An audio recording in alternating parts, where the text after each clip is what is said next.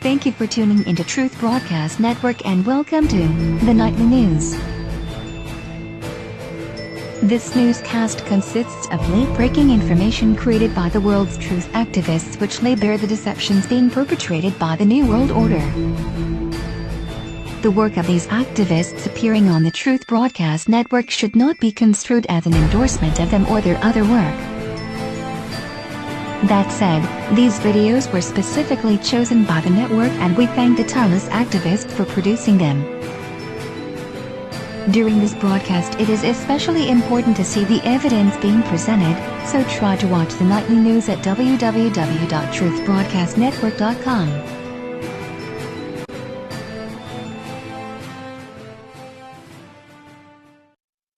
Hi, thanks for watching the Political Report. Fuck it. Just take your kids out of school. They are absolutely worthless. Worthless, just beyond all recognition worthless. I mean, it is unbelievable to me. Every day I wake up, I go downstairs, and I start reading different articles, and I come across shit out of schools every day that makes my head spin. And I say to myself, why do parents, A, continue to let this occur, and B, still send their kids to those schools? It just is like unfathomable to me. I just can't grasp it. Maybe that's because the parents too are products of these schools. Basically what I'm talking about is school orders child to remove God from their poem. A girl at the West Marion Elementary School, this is in North Carolina, was ordered by the principal, Desiree Kirkpatrick, to remove the word God from a poem that she had written in honor of her grandfathers, and also it was going to be read at a Veterans Day ceremony. This is a 6-year-old girl, mind you. I mean, here we are, telling kids to express themselves, and then when they do, they're immediately told not to.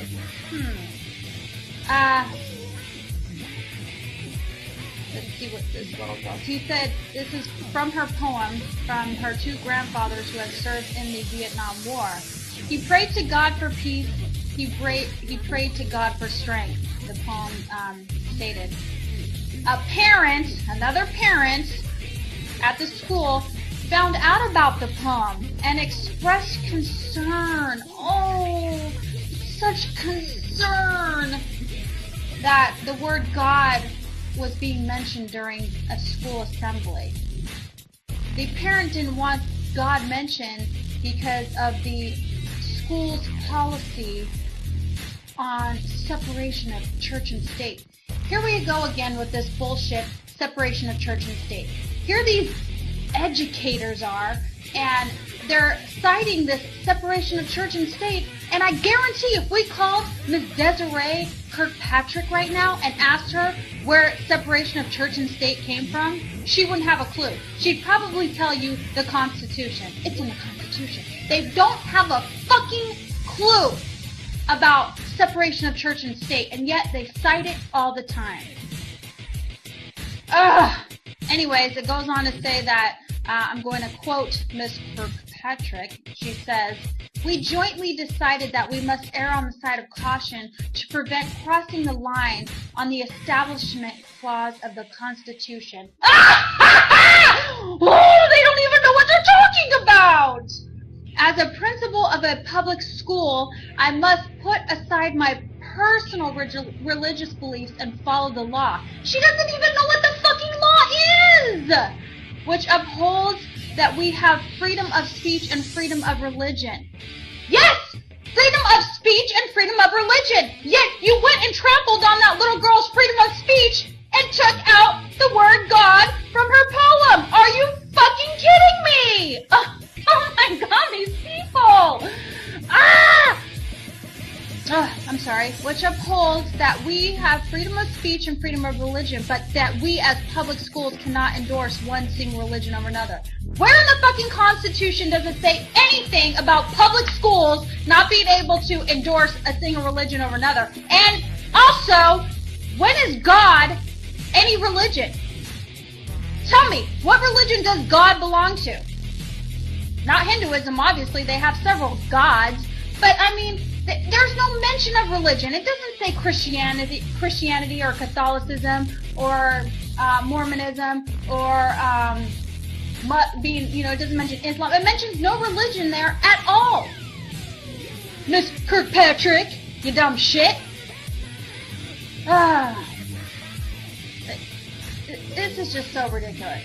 If you want to call Miss Desiree Kirkpatrick and tell her, maybe educate her a little bit because she seems to be confused. Her phone number is 828-738-3353. And if you'd like to fax them, maybe some actual documents, 828-730-3592.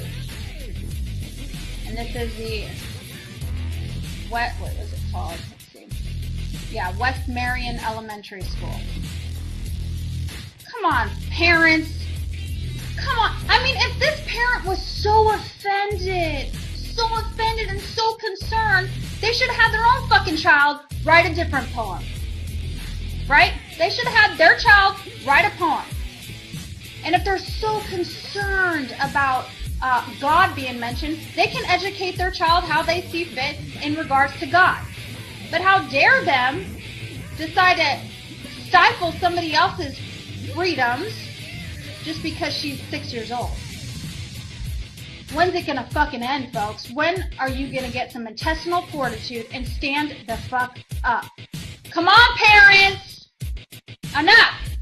Enough. I'm so sick of having to cater to bullshit. I'm sick of it. And I'm sick of this political correctness bullshit too. It does not belong in America. Have a great day.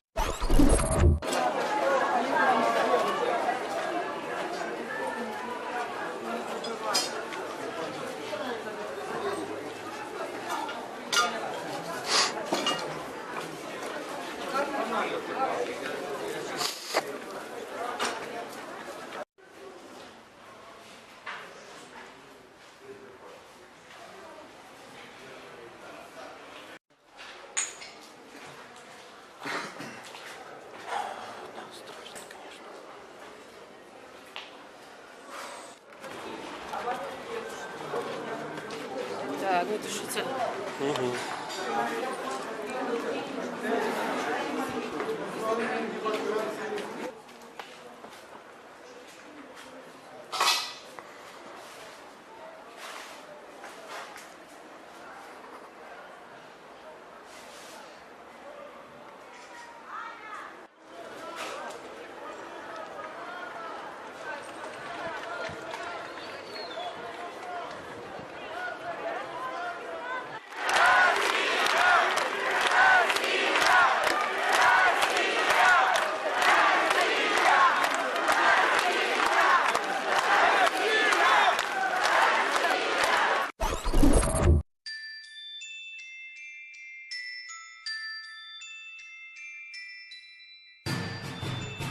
Thank you for tuning into Truth Broadcast Network and welcome to the Nightly News. During this broadcast, it is especially important to see the evidence being presented, so try to watch the Nightly News at www.truthbroadcastnetwork.com. Ukraine may be tense over what's happening in the east, but events in the city of Odessa have sent the country reeling. Dozens of anti-government activists there were burned alive on Friday by a mob of radical nationalists. RT's Maria Vanoshna is in Odessa for us. You may find some of the pictures in her report disturbing. The Odessa massacre, as some are already calling it. People were burnt alive, suffocated to death, or were shot and killed. It has become one of the bloodiest pages in the city's history since World War II. The chain of events that led to dozens of deaths started with what has become Ukraine's new reality. Clashes between opponents of the country's current rulers, ordinary residents and members of the so-called self-defense unit, and supporters of the interim government in Kiev, including football ultras and far-right members. Usually these clashes were peaceful. Sides managed to agree without violence. But the first death stirred up further violence, and people lost their composure. They were ready to go to the end. The end happened here, in Odessa's trade union's house. The epicenter of protests by supporters of Ukraine's federalization, this is where the so-called Maidan activists rushed to. They were destroying and burning the activists' tents. Many ran to hide inside the building. But what was meant to become a shelter became a graveyard for dozens after the building was set on fire. They torched the tent camps and blocked off all the exits to the building at the same time. They threw Molotov cocktails along with stun grenades into the windows. This was nothing short of an execution mission where people were burnt alive. Ukraine's authorities, not for the first time since the crisis in the country started, accused Russia of being behind the violent events. We demand that Russia stop using terrorism, diversion, and its military threat as a way of putting pressure on our country. The Russian president is dressing up his diversion squads in uniforms which cannot be identified because he wants to destabilize our country. The state media echoed this. But in Odessa, not all the residents agreed. 43 people were burned alive, and a local deputy died from a gunshot wound this morning. Police are here now, but where were they yesterday? The fire department's right around the corner, yet it took fire crews over an hour to get here. People have gathered in front of local police headquarters chanting freedom to Odessa residents. They want that those detained following the Friday siege of trade unions headquarters here in the town are released. They claim those responsible have never been punished. They brought in the football fans from Kharkov, and right sector, along with Maidan self-defense forces, showed up too. The locals in Odessa didn't know anything about it. They were out drinking and celebrating Labor Day. It was all pre-planned, and police were ordered not to interfere. Friday's events that claimed the lives of at least 40 people have shaken this usually laid-back city in southern Ukraine. And many here now fear that it has made the gap between the people and authorities too big to ever be breached, while the pain will be too strong to overcome. Mrivnoshna Apti from Odessa. The death penalty debate in the United States has been reopened, this following the botched execution of an Oklahoma inmate. In fact, it takes an average of 6 minutes for a prisoner to die after they receive a lethal injection. With Clayton Lockett, however, it took 7 times as long. He died in obvious agony 43 minutes after he was administered the drugs. Marina Portnaya has this story. America is among the top 5 nations that lead the world in executions. But a recent lethal injection gone bad. The typical execution should take between about 6 and 12 minutes. It took 43 minutes, a vein burst, blinds were closed because something was going so wrong. Is casting a spotlight on the inhumane methods behind capital punishment in the U.S. The American public and the world is getting a close-up and personal look at the death penalty as it really operates. And what we're seeing is ugly. On Tuesday, Oklahoma inmate Clayton Lockett died a slow and painful death after his lethal injection was administered. Witnesses say he was withering around for 43 minutes, telling doctors something's wrong before eventually suffering a massive heart attack. Lockett began rising from the gurney, his head and his chest moving up forcefully. He tried to speak, it seemed like, a few times as well. The first 2 were inaudible, but the third time you could clearly hear him say the word man. He grimaced his teeth in his face a few times and moved around quite a bit on the gurney. His body shuddered a few times as well. According to reports, the 3 drugs used to kill Lockett are not primarily intended as execution drugs and come with a host of warnings about suppressing the respiratory system and causing heart trouble. In recent years, drug makers, mostly in Europe, have stopped selling their medications to U.S. prisons because they don't want their products being used to kill individuals. As a result, states have scrambled to find new suppliers and chemical recipes for executions. In many cases, officials refuse to disclose which drugs are being used and where they're coming from. When the states are refusing to provide this kind of information, the tragic results that we saw in Oklahoma are what we're going to get.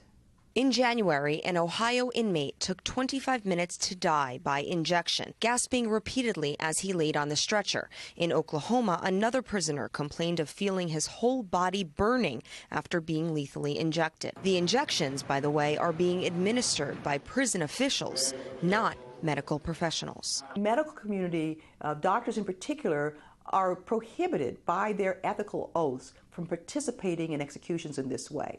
And one of the issues that's come up over and over again is whether the people who are actually administering the drugs and engaging in the executions have the training and experience to do this in a way that is consistent with our Constitution. Oklahoma has granted a 2-week halt to all executions, but in many other states, critics say experiments on death row inmates will carry on. Marina Portnaya, RT, New York.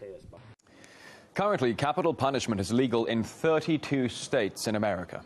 The most common method of injection is lethal injection, but electrocution and the gas chamber are still allowed in some places. Right now, there are over 3,000 people on death row in the states, and according to Amnesty International, a disproportionate number of them are from ethnic minorities or impoverished backgrounds.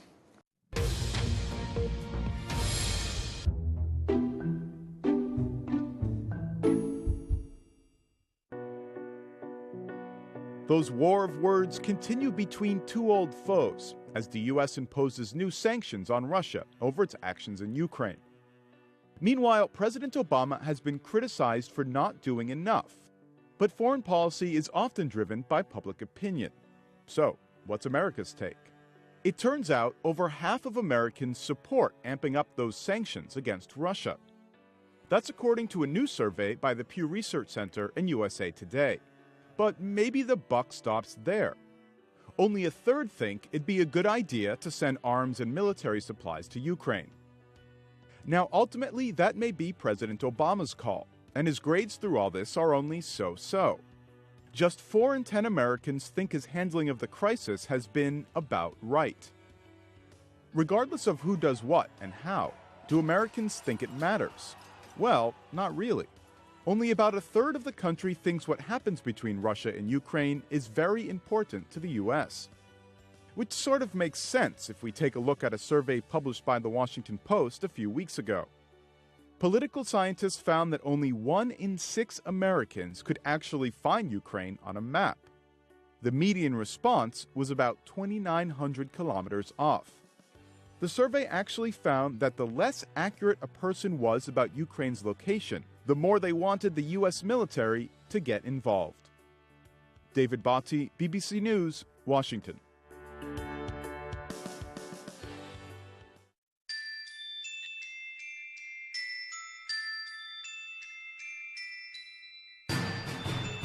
Thank you for tuning into Truth Broadcast Network and welcome to the Nightly News.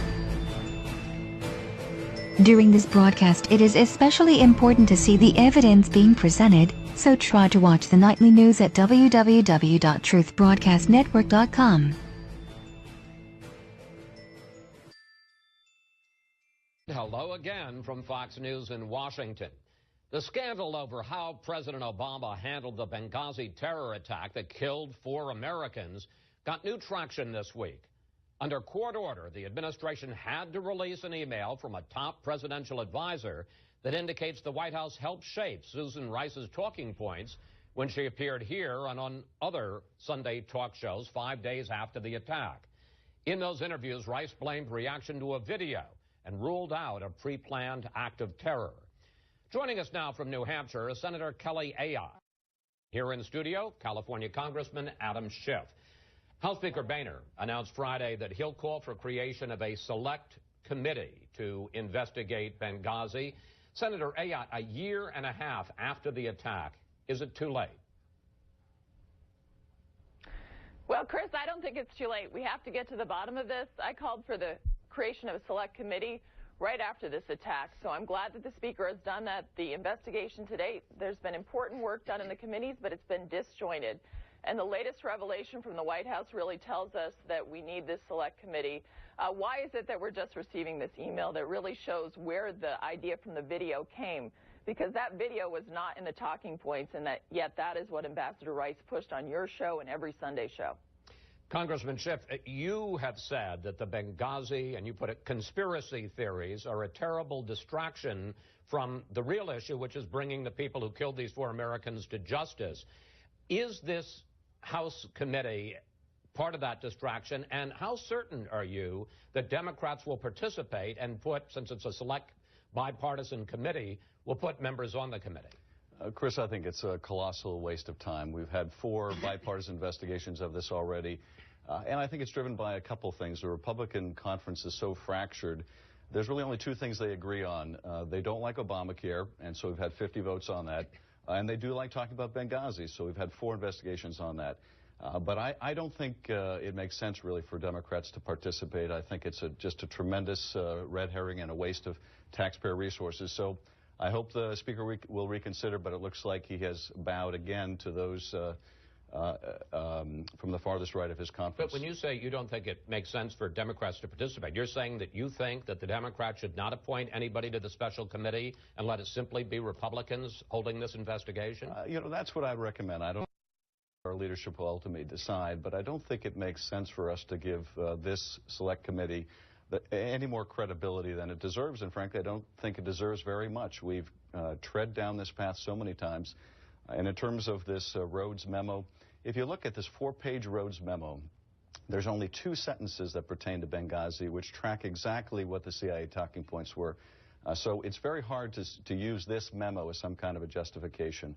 Well, let me pick up on that, because for months, literally months, spokesman Jay Carney flatly denied that the White House had anything to do with the talking points that Susan Rice used when she came here and on other Sunday shows, and blamed the attack on a protest of the anti-Islam video that had spun out of control. Let's take a look at those denials.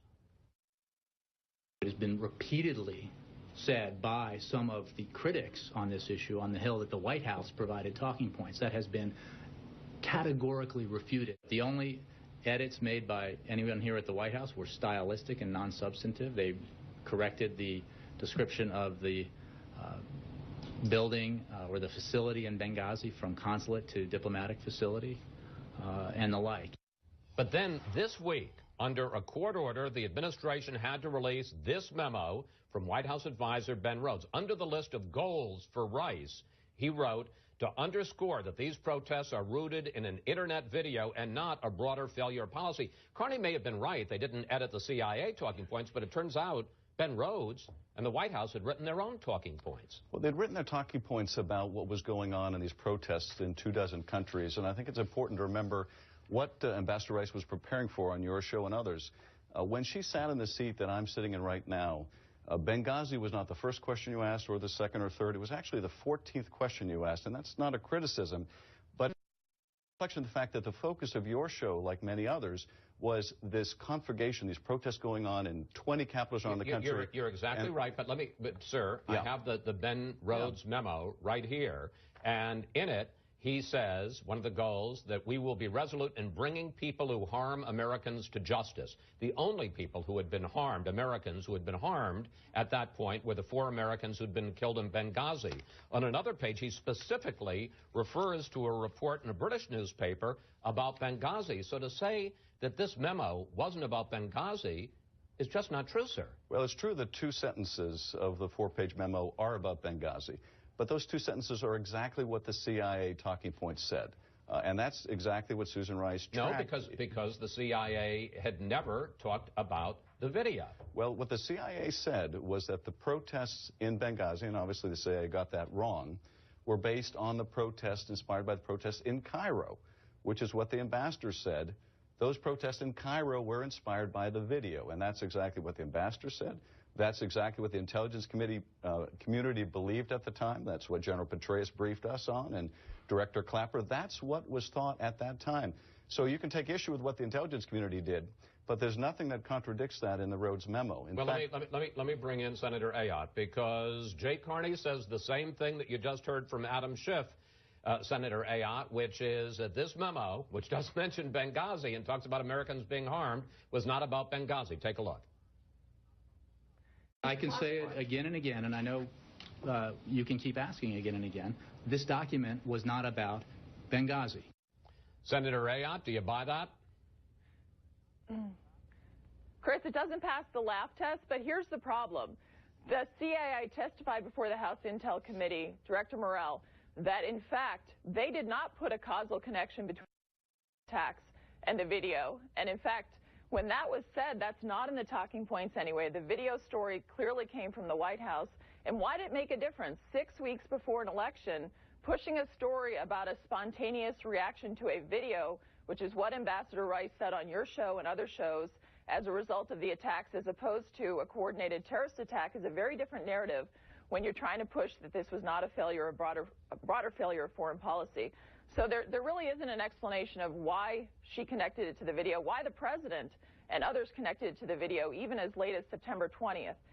So that is inexplicable. And I would ask Congressman Schiff, do you know why did she connect it to the video? And also, she came on your show, Chris, and she also said that the consulate security was strong and significant.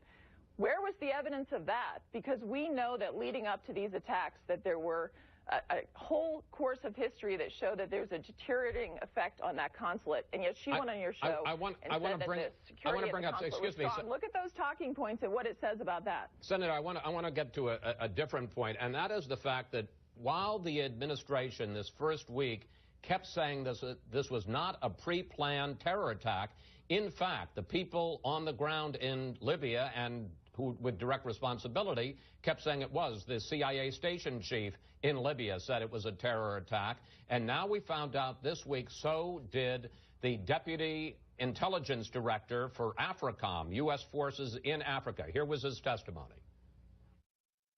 What we did know quite early on was that this was a hostile action. This was no demonstration gone terribly awry. Senator Ayotte, why do you think it is that the CIA, the State Department, and the White House ignored their people on the ground when they said this was not a terror attack? Because the White House was pushing a political explanation leading up to the election. The president had been saying al-Qaeda was on the run. They were trying to push a narrative of strength in foreign policy. This did not fit their narrative. This is actually an indication of a broader failure of foreign policy, the light footprint policy. And in fact, we know also that Secretary Panetta and Chairman Dempsey also said the same thing. They knew right away it was a terrorist attack. And yet that was not pushed by the administration. They were trying to push this video that it was some kind of spontaneous reaction that was out of their control. That's significant. We're running out of time, Senator Ayotte, and I want to give, before we move to Ukraine, I want to give Congressman Schiff a chance to answer. The politics of this. One argument is that what the White House was doing here was trying to protect Obama's re-election efforts. Another question, which I know some Democrats have raised, is that this now is an effort to hurt Hillary Clinton before she runs for president, if she does, in 2016. Well, I think that's clearly the case, but let me also address what the CIA station chief said, because we heard in Director Morell's testimony that the station chief at CIA thought that this didn't begin as a protest for a couple reasons, which the analyst didn't agree with. The first was that he cited press reports that said there was no protest, but in fact there were press reports that said there was a protest. The signals intelligence indicated there was a protest. And finally, Chris, and this is an important point that gets lost when everyone cites the station chief in Tripoli, the station chief said that one of the possible motivations he had to concede was the video. Now, no one wants to mention that, but that was also the belief of the station chief. So I think what Mr. Morell, the deputy director, said was that there was no interference by the White House, that it was their best assessment, Morell's, General Petraeus, and others, that this began as a protest. Let's talk. I hate to rush you along, but I want to ask you both about Ukraine because it's very important. This week, President Obama and German Chancellor Merkel said that they would impose tough sanctions on entire sectors of the Russian economy, not only if Russia invades Ukraine, but also if Russia disrupts the May 25th presidential election. Senator Ayotte, you've introduced legislation to impose those sanctions not later, but right now. They need to be imposed now, Chris. The bottom line is if we wait till the elections, it'll be too late at that point. We already see the playbook of what happened in Crimea happening in eastern Ukraine, and it's time to impose tougher sectoral sanctions to provide support for the Ukrainian military. And if we, at this point, Russia's not getting the message. They're violating the so-called Geneva Agreement, and you've got Russian agents in Ukraine fomenting unrest, causing all the violence, and really creating a situation right now that warrants tougher sanctions by this administration. Briefly, Congressman Schiff, have the Obama sanctions up to this point been too weak? Well, look, I think we're going to ultimately need stronger sanctions. The challenge is not getting the administration to go along with stronger sanctions. The challenge has been getting our European allies to do exactly that. It's going to affect their economy much more than ours. And any sectoral sanctions that we administer without the Europeans that they backfill aren't going to be effective. So, yes, I agree with the Senator. I'd like to see stronger sanctions, but I want to see them done in concert with our allies. And our job is really to get them on board. Regrettably, I think they're going to be necessary, and we've got to inflict a heavy penalty on Russia for this kind of violation of its neighbor sovereignty. Congressman Schiff, Senator Ayotte, thank you both. Thanks for coming in today. How big are this week?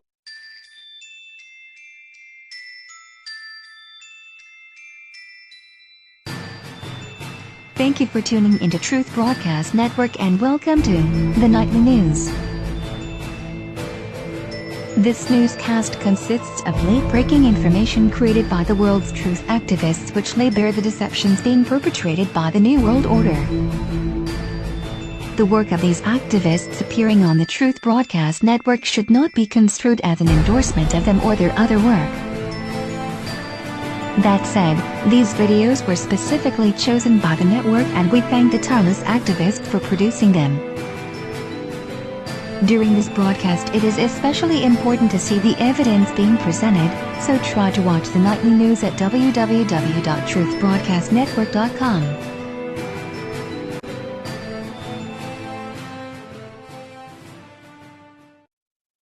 Ladies and gentlemen, the President of the United States.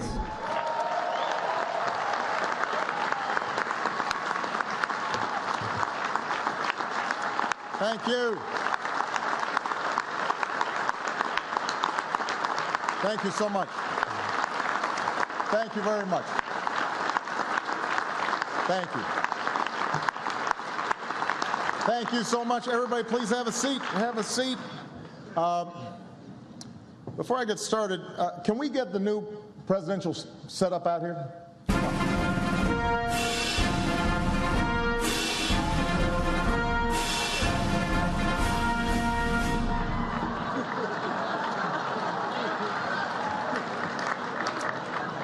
It's worked before. That's more like it. It is great to be back. What a year, huh?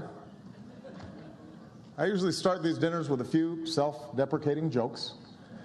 After my stellar 2013, what could I possibly talk about?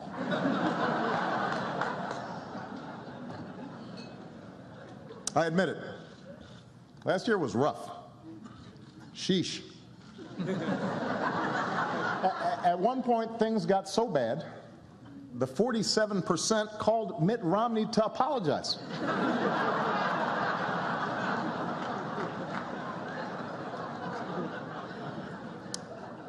Of course, we rolled out healthcare.gov.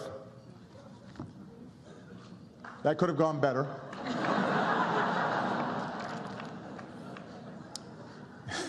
In 2008, my slogan was, yes, we can. In 2013, my slogan was, Control, Alt, Delete.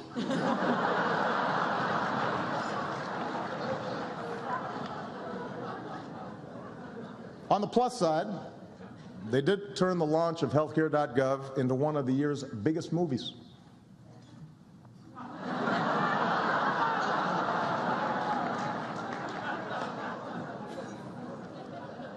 But rather than dwell on the past, I would like to pivot to this dinner.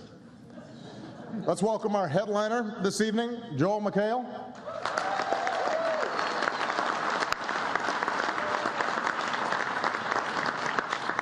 On Community, Joel plays a preening, self-obsessed narcissist. So this dinner must be a real change of pace for you. want to thank the White House Correspondance Association for hosting us here tonight. I am happy to be here, even though I am a little jet-lagged from my trip to Malaysia. The lengths we have to go to get CNN coverage these days.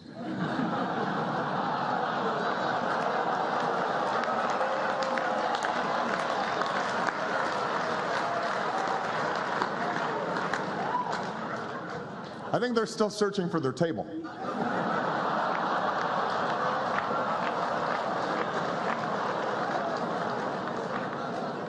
MSNBC is here. They're a little overwhelmed.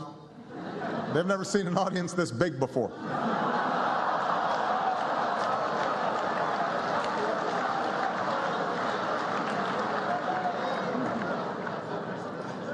But look, everybody is trying to keep up with this incredibly fast-changing media landscape.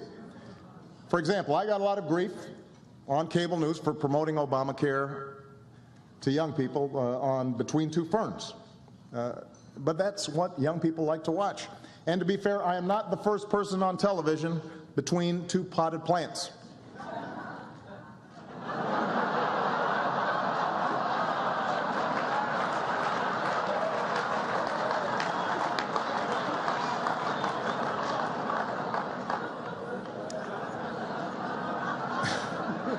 Sometimes I do feel disrespected by you reporters, but that's okay.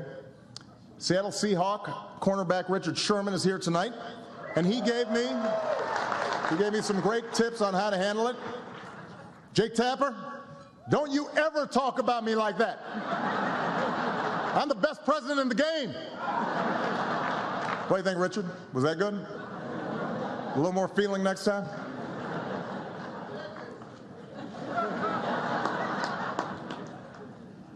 While we're talking sports, just last month, a wonderful story. An American won the Boston Marathon for the first time in 30 years.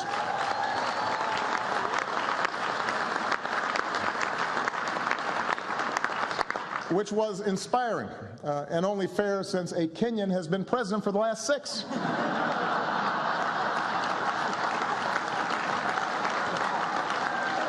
have to even things out.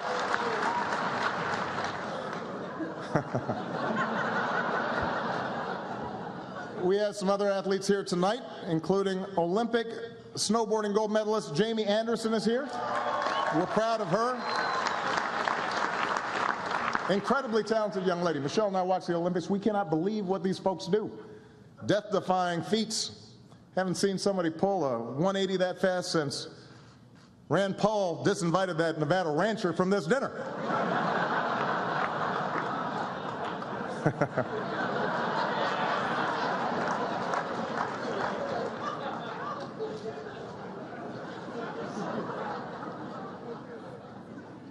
As a general rule, things don't end well if the sentence starts, let me tell you something I know about the Negro.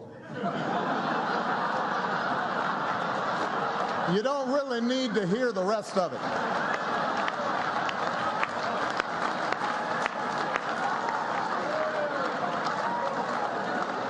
Just a tip for you. Don't start your sentence that way.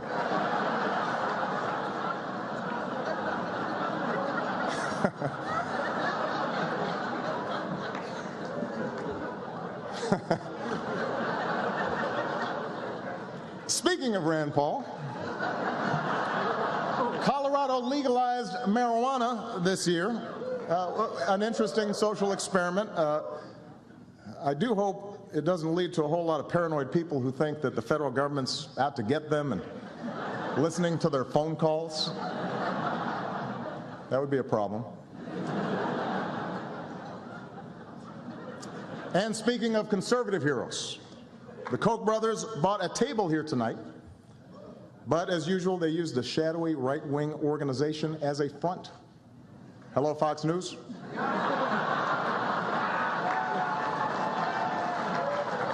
I'm just kidding.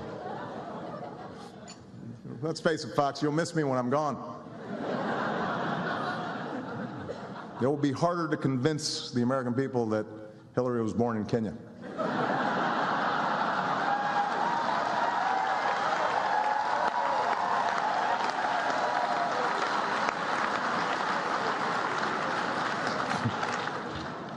A lot of us really are concerned about the way big money is influencing our politics.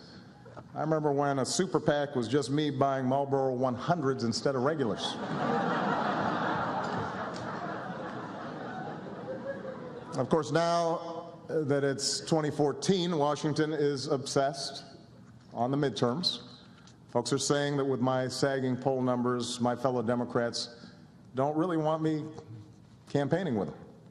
And I don't think that's true, although I did notice the other day that Sasha needed a speaker at Career Day and she invited Bill Clinton. I was a little hurt by that. Both sides are doing whatever it takes to win. It's a ruthless game. Republicans, this is a true story, Republicans actually brought in a group of consultants to teach their candidates how to speak to women. This is true. And I don't know if it'll work with women, but I understand that America's teenage boys are signing up to run for the Senate in droves.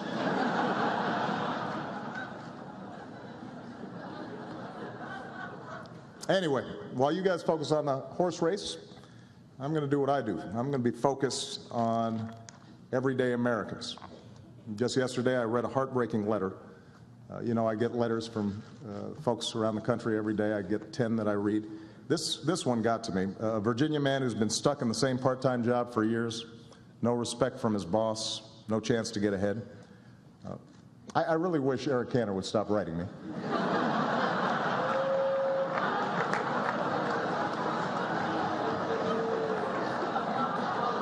You can just pick up the phone, Eric. And I'm feeling sorry, believe it or not, for the Speaker of the House as well. These days, the House Republicans actually give John Boehner a harder time than they give me, which means orange really is the new black.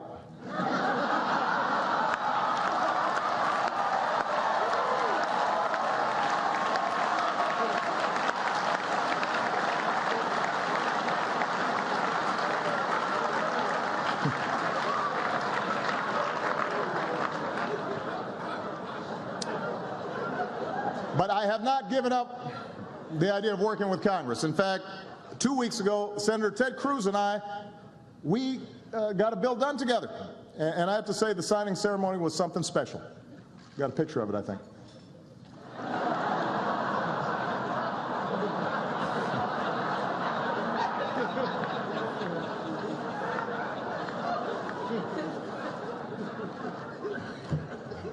Look, I know. Washington seems more dysfunctional than ever. Gridlock has gotten so bad in this town, you have to wonder, what do we do to piss off Chris Christie so bad?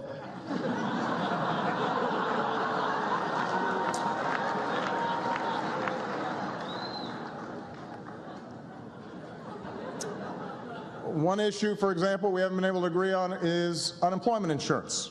Republicans continue to refuse to extend it. You know what? I am beginning to think they've got a point. If you want to get paid while not working, you should have to run for Congress just like everybody else.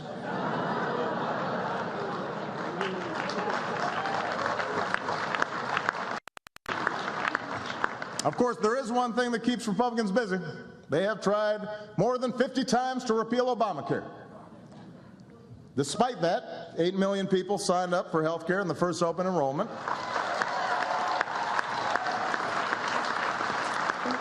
Which does lead one to ask, how well does Obamacare have to work before you don't want to repeal it?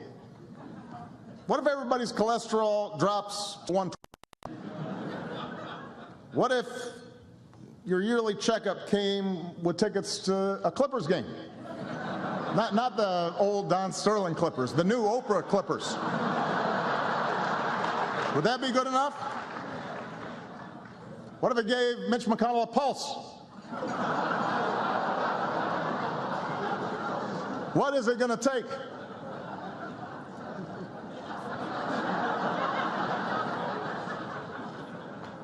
Anyway, this year I've promised to use more executive actions to get things done without Congress. My critics call this the imperial presidency. Truth is, I just show up every day at my office and do my job. Got a picture of this, I think.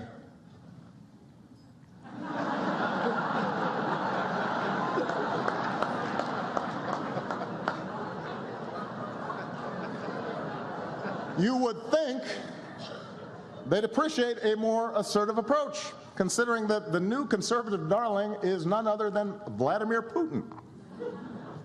Last year, Pat Buchanan said Putin's headed straight for the Nobel Peace Prize. He said this. Now, I know it sounds crazy, but to be fair, they give those to just about anybody these days. So it could happen.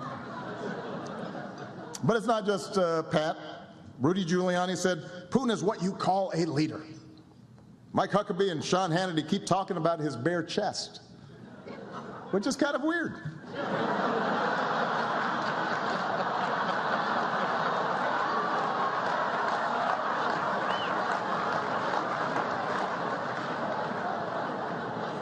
Look it up. They talk about it a lot.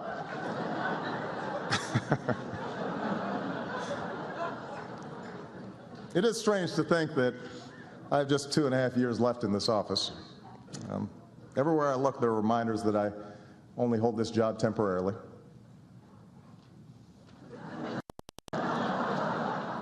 But it's a long time between now and 2016, and anything can happen. You may have heard the other day Hillary had to dodge a flying shoe at a press conference.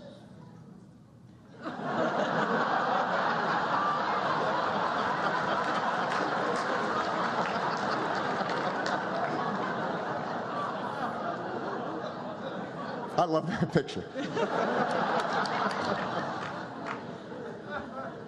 Regardless of what happens, I've run my last campaign, and I'm beginning to think about my legacy. Some of you know Mayor Rahm Emanuel recently announced he's naming a high school after me in Chicago, which is extremely humbling. I was even more flattered to hear Rick Perry, who's here tonight, is doing the same thing in Texas. Take a look. Thank you, Rick. It means a lot to me.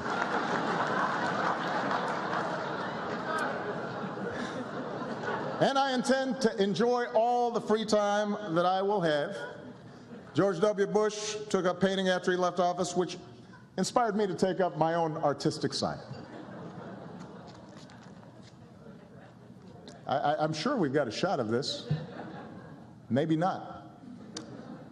The joke doesn't work without the slide. Oh, well. Assume that it was funny.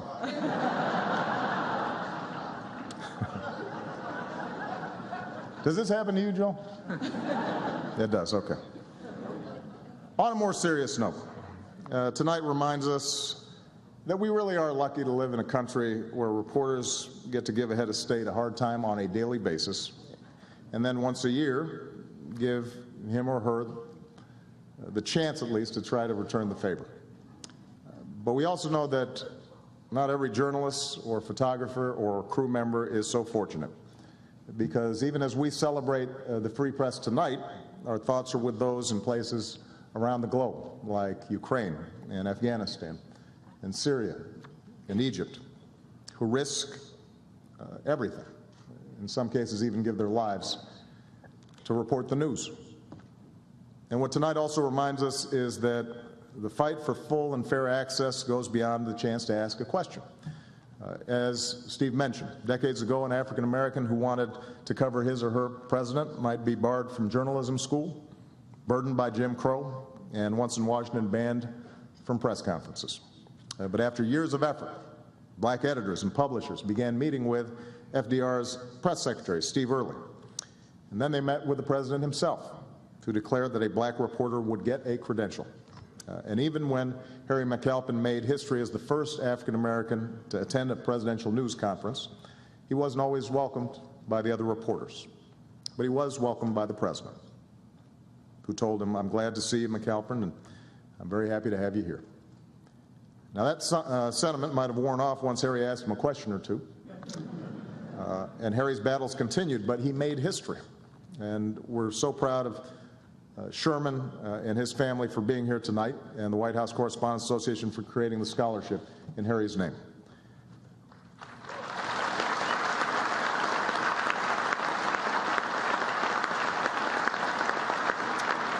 for over 100 years, even as the White House Correspondence Association has told the story of America's progress, you've lived it too, gradually allowing equal access to women, and minorities, and gays, and Americans with disabilities, and yes, radio and television and internet reporters as well.